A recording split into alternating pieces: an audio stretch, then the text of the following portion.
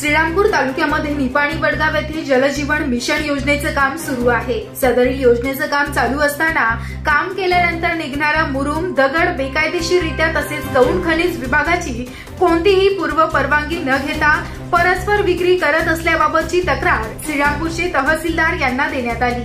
निपाणी वडगाव येथे जलजीवन मिशन योजनेचं काम ग्रामपंचायत मालकीच्या गट नंबर 301 मध्ये चालू असून सदर गटामध्ये मोठ्या प्रमाणात मोकळी जागा शिल्लक असताना देखील योजनेचे कंत्राटदार PL आडके यांनी सदरील मुरुम विक्री करण्याच्या उद्देशाने बेकायदेशीररित्या निपाणी वडगाव येथील लाटे वस्ती परिसरात साठवणूक केला होता।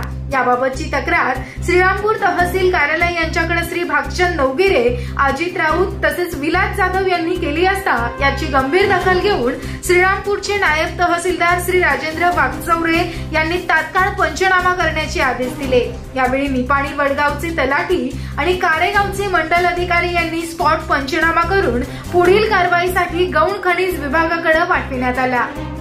निपाणी वडगाव जलजीवन योजनेच्या अनेक तक्रारी तहसील कार्यालय, महाराष्ट्र जीवन प्राधिकरण, जिल्हाधिकारी कार्यालय यांच्याकडे करण्यात आलेले आहे।